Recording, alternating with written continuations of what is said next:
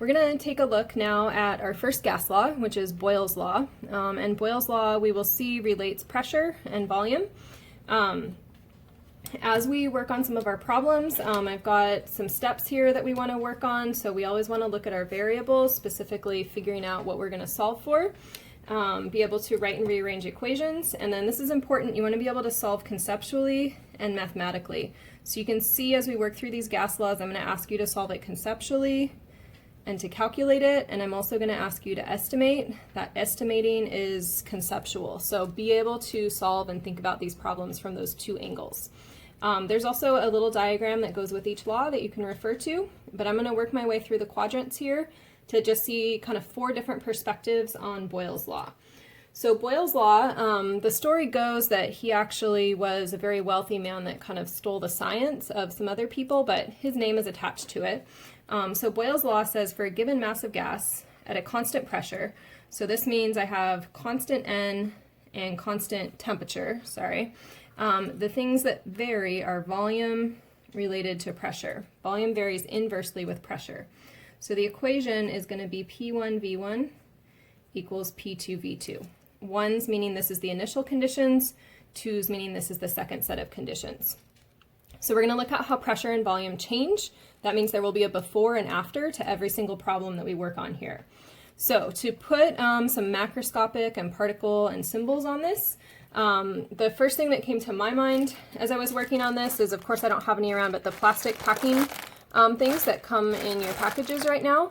And if you notice here when it's got a large volume, it's got a very low pressure. It's very soft.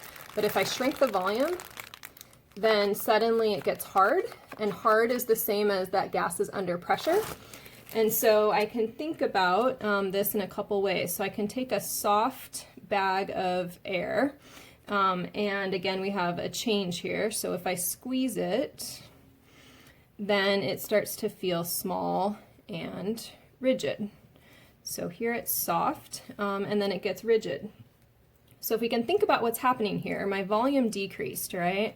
So my volume decreased and it felt rigid, which is the same as saying that my pressure is increasing.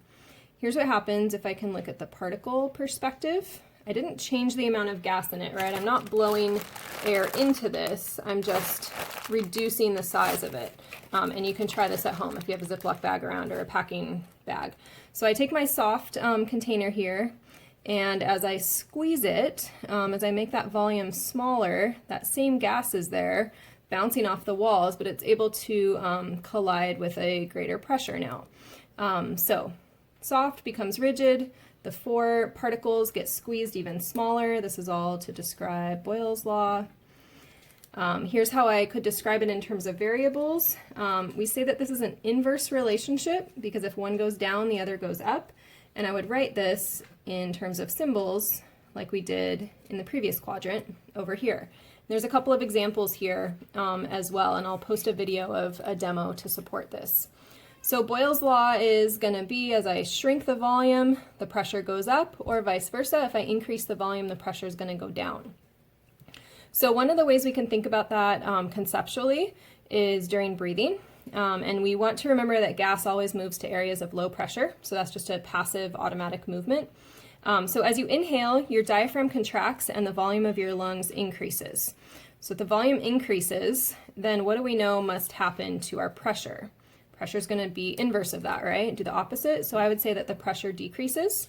If the pressure is low in your lungs, you're inhaling, then air just naturally comes rushing in.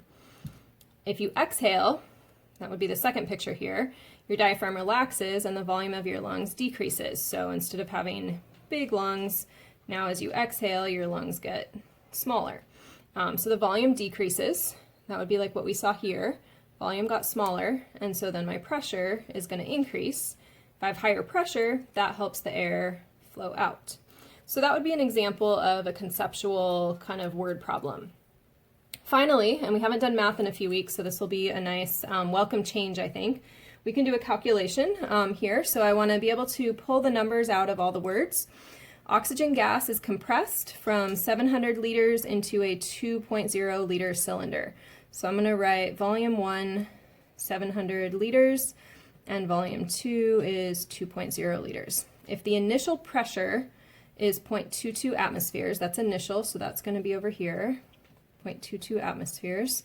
What is the new pressure inside of the cylinder? And that's going to be the thing I'm looking for, so I'm going to highlight that in yellow as I work through here. So the new pressure is going to be what I don't know. All right, that's what I'm going to solve for. It says estimate and then solve for the answer. So if I can look at this, if the volume decreases, then I know that my pressure should increase, right? So at the end of the problem, I should have a higher pressure here. I know that I'm going to use this relationship between the P's and the V's. There wasn't any